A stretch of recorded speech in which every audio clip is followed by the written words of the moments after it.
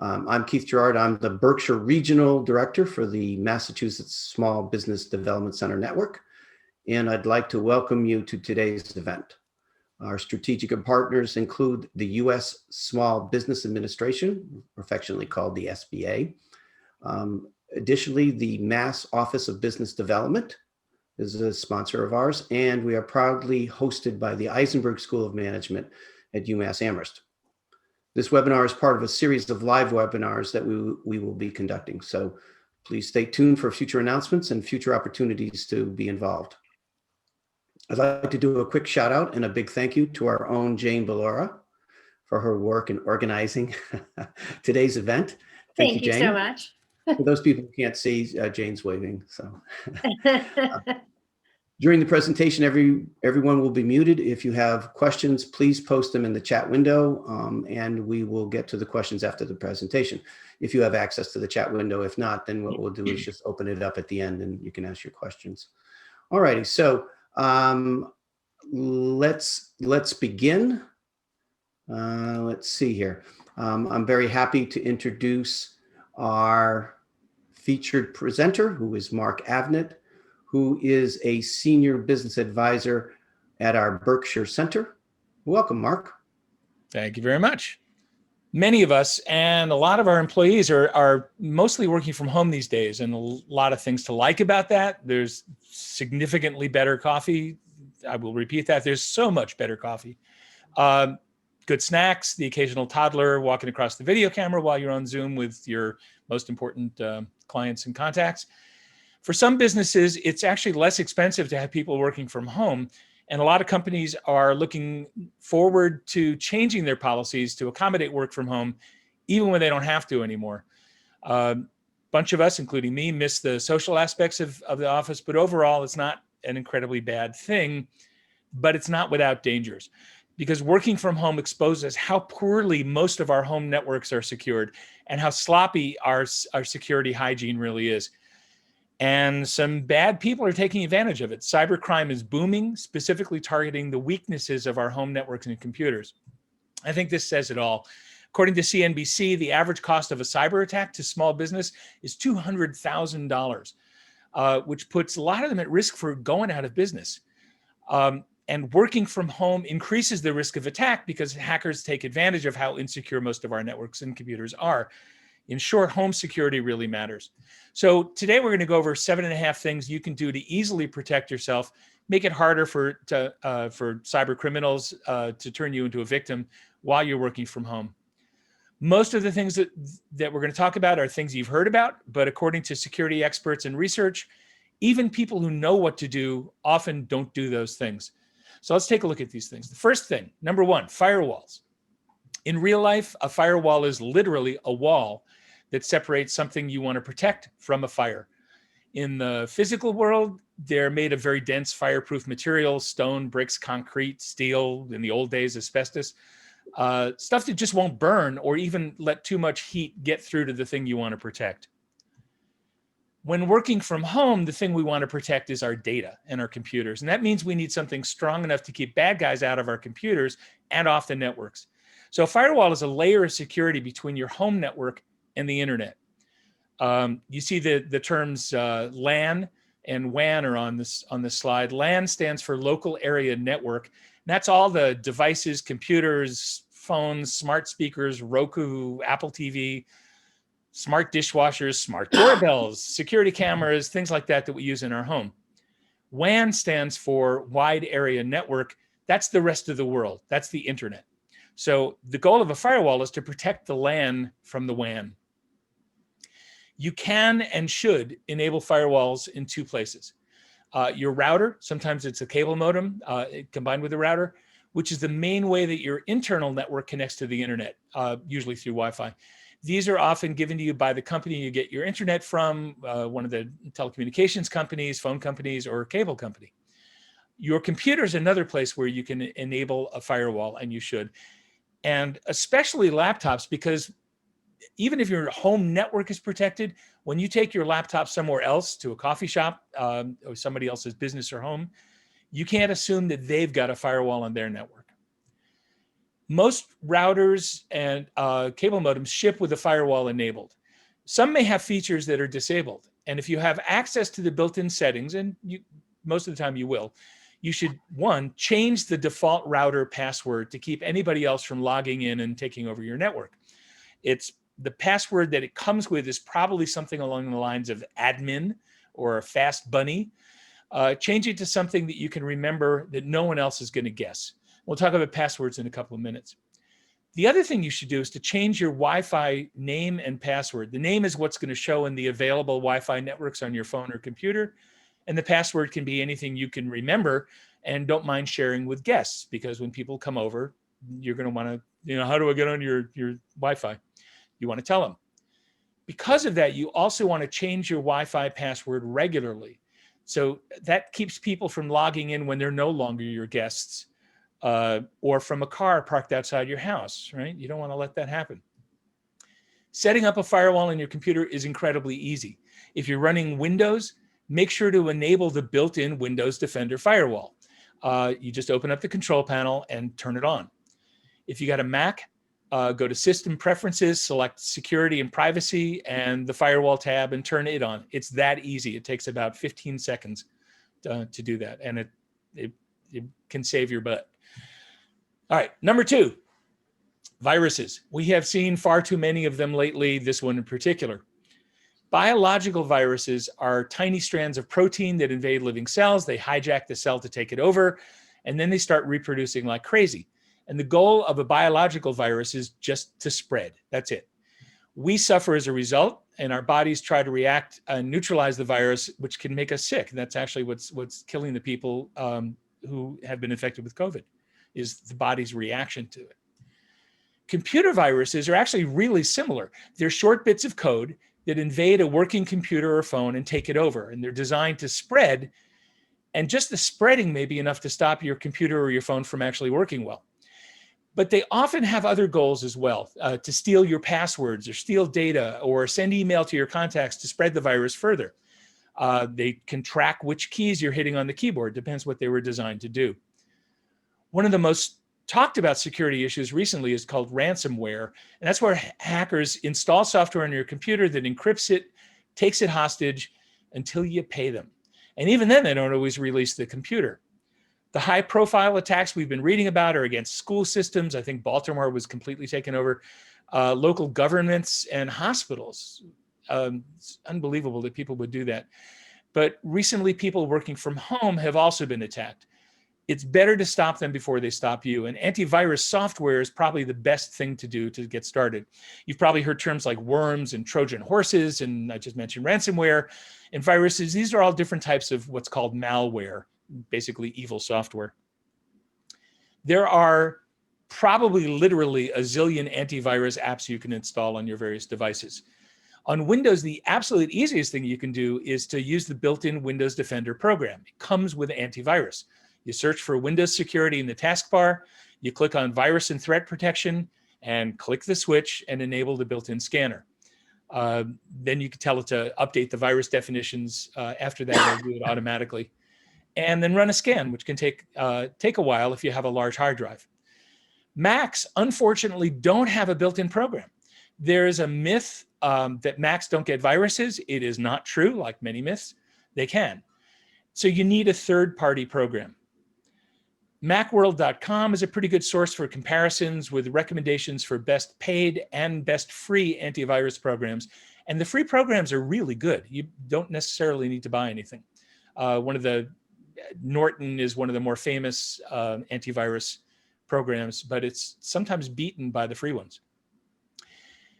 Antivirus software and apps only work if you keep them up to date and run the application. So that's an important thing to do. And speaking of keeping things up to date, number 3, keep your software up to date in general. Windows, Mac, Android, and iPhones, they're always coming up with what we hope are less buggy and definitely more secure operating systems and applications. Each of the apps you've installed, the companies that make those apps are also trying to make their software more reliable, more secure all the time. But you got to install the updates to get any benefit. You'll generally be alerted to those updates on the device. Don't ignore them. I have some friends who've got 50 or 60 alerts that their software is out of date. And most of the time, it's a security issue. You can also check with the Apple App Store and the Google Play Store to make sure you're keeping up to date with the installed apps. You can set the updates to install automatically, which is generally a good idea for your apps. But for major operating system updates, like the new Mac and some of the new Windows updates, sometimes those things change the way your computer or your phone actually operates in general. You need to make an informed decision if it's going to make your software that you've spent a lot of money on not work, or it's not going to work for you for a while. I usually await one version of the new operating system, let them come up with updates, and then I'll install them, because they are almost always more secure and more solid, and often run a lot faster. Number 4, a virtual private network, or VPN, is essentially a secure tunnel through the internet. It lets you use the internet more securely and privately.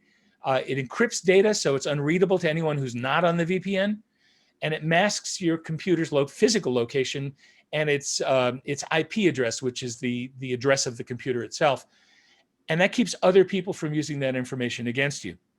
Some companies actually require that anyone connecting from outside their building off campus has to use a VPN with specific credentials in order to connect at all. It's actually a really good idea because it keeps strangers out of the network. VPNs are not built into computers or phones, but all computers and phones can connect to a VPN that you subscribe to. Experts generally suggest avoiding the free VPNs. They tend to be kind of slow. Security may even be an issue if you don't know where that VPN came from. Paid VPNs range in price, the connection points, how close to a connection point you are, and how fast they operate. Because VPNs work by encrypting your data, VPNs tend to slow your internet connection a little bit. The trade-off is that you get the benefit of a secure connection. So in my mind, it's worth it. This is a fairly new mixed free and paid one. If you've got an Android phone and you subscribe to Google One, it now includes a built-in VPN. And all you have to do is flip a toggle and it works. Soon they're going to be rolling it out for iPhones and for computers. And if you trust Google, this is a trustworthy thing.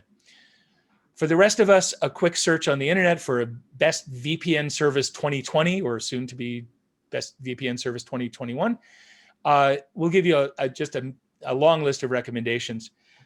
Sites like CNET or PCMag or TechRadar or Tom's Guides, those are generally considered reliable sources of information and comparison data. Once you select one, you follow their instructions on connecting your computers and phones. It, again, doesn't take very long, but it really does makes a difference on security. Number 5, backups.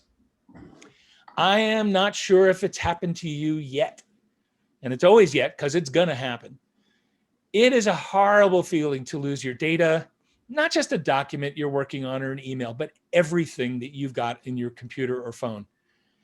In fact, it's more than a horrible feeling. When that hard drive crashes or somebody steals your computer after you left it at the coffee shop, or you forgot it in your car for a second and somebody's got it, you may have lost all of your personal financial information, your tax data, your contacts, your emails.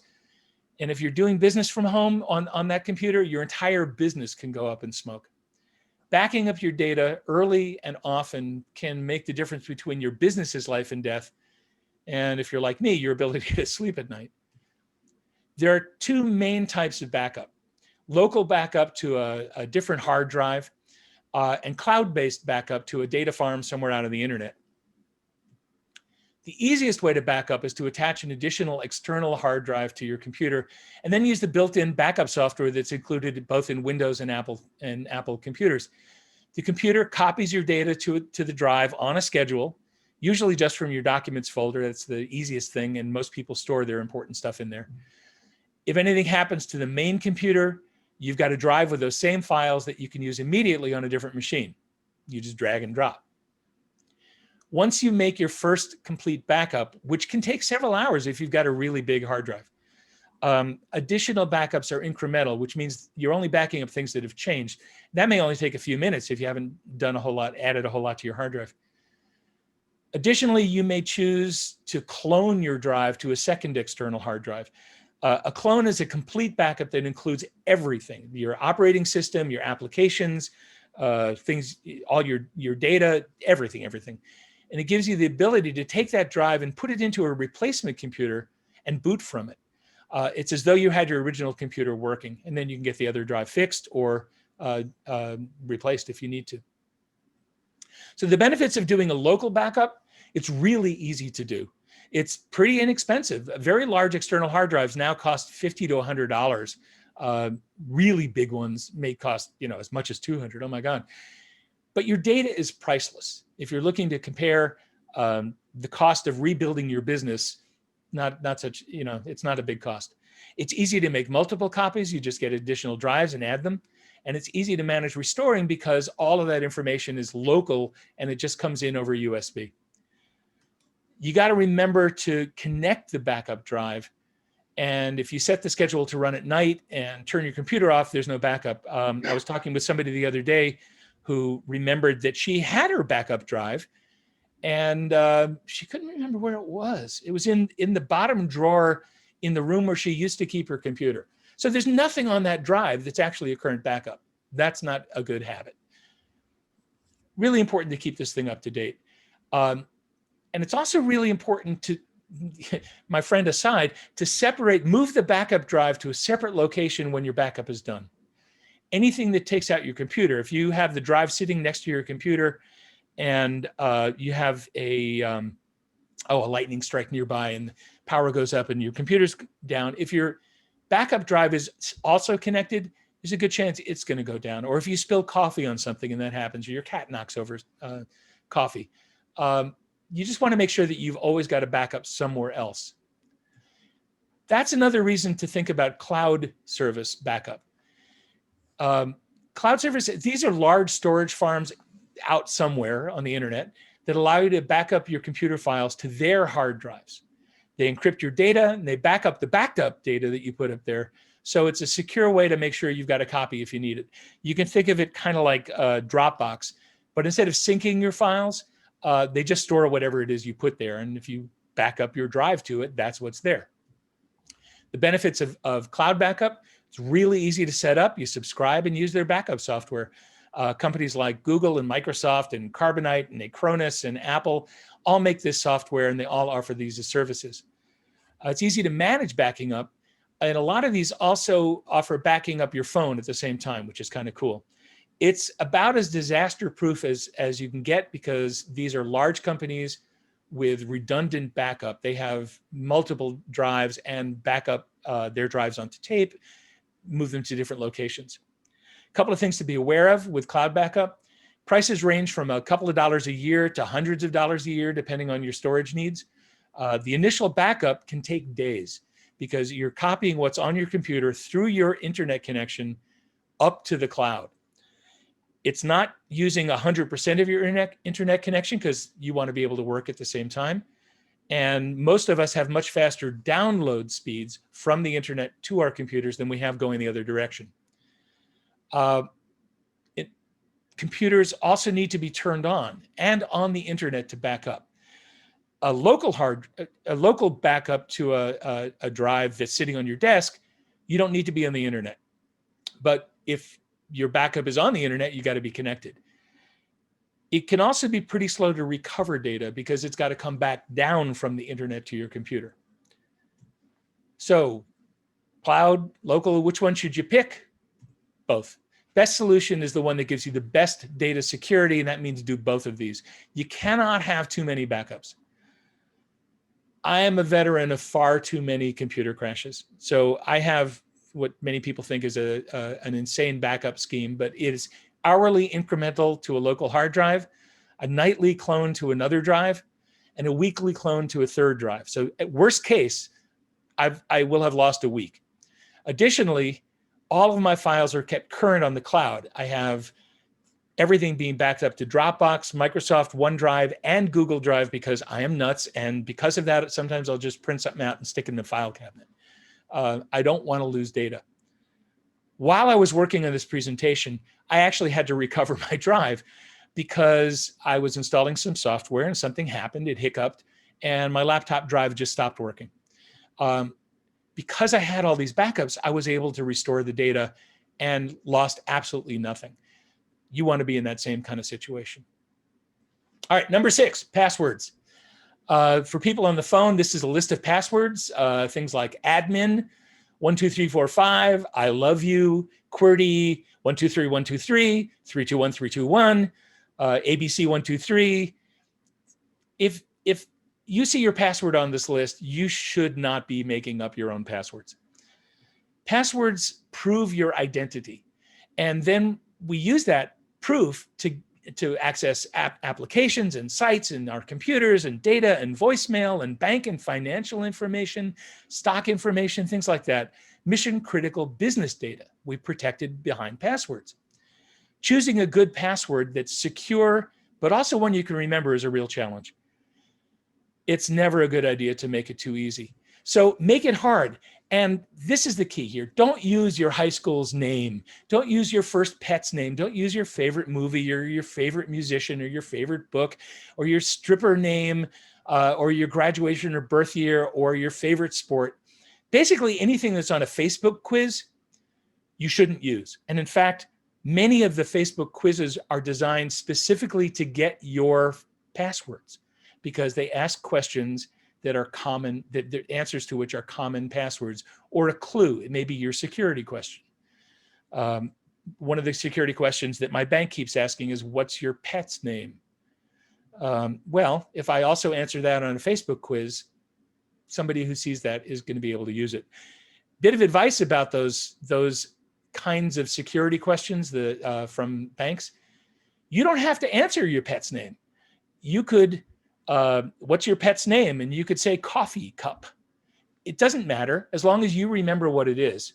It doesn't really matter what the bank doesn't really care. It just wants an answer that you've agreed to. All right, so America's SBDC suggests that a strong password should be at least 12 characters, mixing numbers and symbols and capital and lowercase numbers. Never reuse them. Don't share them where they can be copied or overheard, which is really good advice. But how are you going to remember them? Well, our friendly Department of Homeland Security says obliquely, instead of using a word, combine things. Take a sentence and take the first letters and muck it up. And so the example they gave was actually very hard for me to follow. So I tried to make it a little easier. This is a password I can remember. Exclamation point, capital W, TB0, TI, W, TW, 0T, question mark? Well, I can't actually remember that, but I know how to make it. I know how to construct it. So start with a sentence you can remember. It was the best of times. It was the worst of times. Then swap some of the letters for numbers that kind of look like the letters. Capitalize something here and there, add some punctuation, and there you go. There's that long string that you can rebuild on the fly when you need to. So don't use that because that's a little too common, but think of a sentence that you do like, that you're going to remember. Maybe it's your mom's or your uncle's favorite saying, something you say around the house maybe. Use something you're going to remember, but will be hard for someone else to guess. The best passwords look like gibberish. Another tip here, enable two-factor verification. That's when you need to confirm that it's you logging in by text or phone call or an authentication app. And you're saying, yes, that was really me trying to sign in. And yes, also, for those of us who've done this, it's a pain, but it's really secure. So an advantage of an authentication app over a text or phone call is that it works even when you don't have cell service and you can't fake it, which is kind of cool. With two-factor verification, this is the best thing about it. If somebody steals your computer or somehow finds out your password, they can't get through unless you let them. That's even more important if you let your browser remember your login and password for you, something none of us should do, but most of us do. With two-factor verification, it's going to challenge you anyway, and that's a good thing. Number 7, phishing. For people on the phone, that's PHISHING. Phishing is a technique used to fool you into providing what should be secret information to people who want to exploit that information against you. And we've all gotten these emails asking us to confirm your information by 4 p.m. today, or your account will be closed, or something desperate sounding like that. In fact, we're still getting, and maybe you are as well, EIDL confirmations and attempts to get our information. Phishing attempts are really common. And they're getting harder to tell apart from the real thing. Google reported 17 million phishing emails related just to COVID-19 each day during 1 week. This is really serious stuff. According to America's SBDC, it works like this. You get an email or text that seems like it's from someone you know or a company that you're familiar with, and it asks you to click a link or give sensitive information. And it looks real. They use real logos and what look like real email addresses if you're not real, if you don't investigate too much. There's always a sense of urgency. You have to do something now or something bad will happen. When you click or reply, scammers can gain access to your computers, your phones, your accounts, and if you give them passwords, you've given them the keys to everything you got. One of our clients recently actually got what looked like a federal stimulus debit card that looked real. This is pretty fancy, but required that our client confirm the information. So we helped them identify this was a phishing attempt. It's not real. This is not how things were being distributed. If you're not sure, check it out first. You can always check in with your local MSBDC people, and we'll try to guide you. To protect yourself, think before you click. Does it even make sense that you've gotten this? Why would your best friend from 3rd grade suddenly reach out to remind you, for you to remind him of your mother's middle name? That's not a real thing, right? Look for spelling mistakes and typos. Real companies don't send things with too often with spelling mistakes and typos.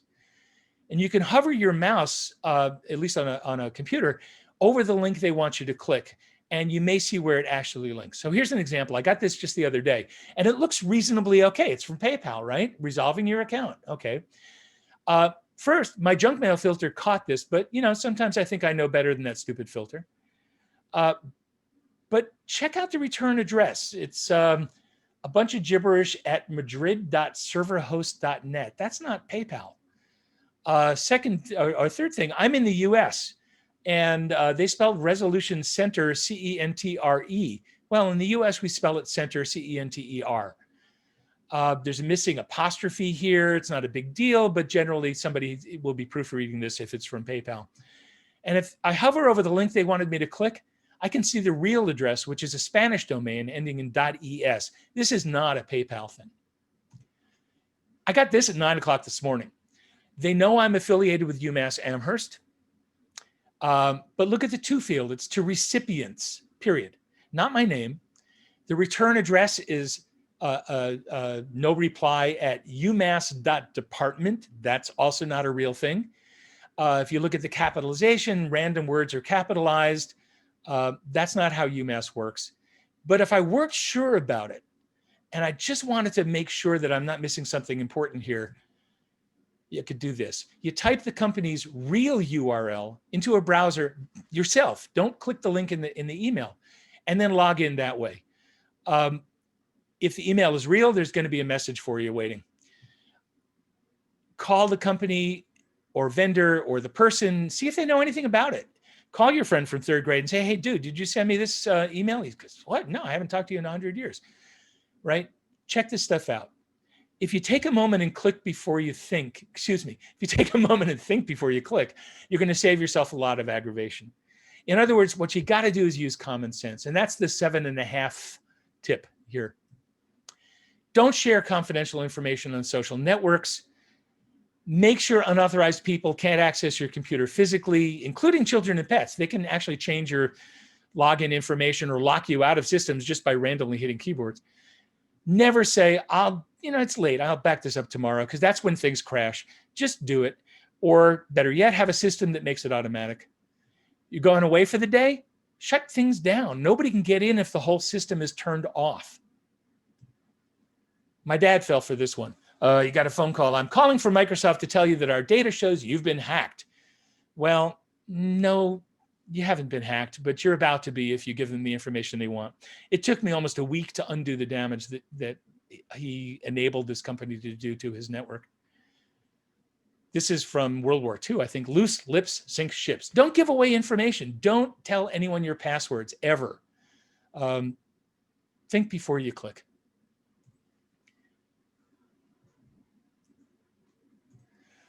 Excuse me. All right, we've covered a good number of things here. Even if you knew them ahead of time, can you honestly say you've done them all? I knew all these things. I had done a couple of them, and I got every one of them set up, and it makes my life a lot more secure. I feel much better about it. They're really easy to do. And so I think you should just do it. Do yourself a favor. One of the things we try to provide and that we want to make sure you always get is reliable information from reliable sources. So here are 3 links. They're also in the chat window, or they will be if they're not already, from places that have reliable information. The first is from America's SBDC. Second is from the Office of Homeland Security. And the third is from the federal government. So these are all things that are good sources, places that are good sources. You basically don't want to get security information and trust a total stranger with this stuff, but these are good sources. So that's what we got. I hope you learned a few easy tricks to make your home network secure enough to protect you and your family and your business. You don't want to start that over. So let's take a look at some of the questions. And if you want to stick around to chat, we can do that. I'm going to stop sharing here. And Jane, what do we have? Thank you, Mark. That was a great presentation. Couple of questions for you. Everyone is pressed for time, yet we're still concerned for our safety. What is the top 1 or 2 things that I could do today to be safe? Everything I just mentioned. But the fastest ones to put in place are probably turning on your firewall. Takes about 30 seconds. You can do it right on your laptop, Windows or Mac. And antivirus. In Windows, you turn on Windows Defender. Again, takes about 30 seconds. For the Mac, you're going to have to do a little bit of research, maybe half an hour, if that, to find the free or paid antivirus software you want to get. Download the app, install it. For both of these, then you want to run the scans. And that can take time the first time that you run it. You can also set it up to do overnight. Then do everything else we talked about. You know, it's really good if you have a great lock on your front door. It's not enough if you leave the back door unlocked, right? So you want to plug every hole you can possibly plug. But those 2 are probably the easiest and fastest, firewall and antivirus software. Okay, great. Now, the next question. What's the best antivirus software? That's a great question. I would say that you need to do some research. On Windows, you can just use the one that's built in, and that works really well. For a Mac, you can go to Macworld, Tom's Guide. Those are good sources to see comparisons and see their recommendations for best free and paid. And every person's going to have a different best one for them, which is why I'm not giving a specific brand. Right. Okay, great. Thank you. And one last question. I have an older computer. Am I more at risk, and should I buy a new one? Did you win the lottery? It depends a little bit on the buying a new one. The age of the computer can open you up to different kinds of attacks sometimes. In general, though, if you keep your operating system and the apps and antivirus up to date, that can make a big difference. However, some of the older computers can't handle the new operating systems, and they can't handle the updates to the apps. You always want to check the system requirements to see if your computer will still operate after you update. If your computer's really old, just do yourself a favor. If you can afford it, get a newer one with as much memory as you can possibly get. And you won't be waiting. It's going to make your life much happier. Things will happen faster, and you'll be able to update all the software that you need to. All right, great. Thank you so much. Sure.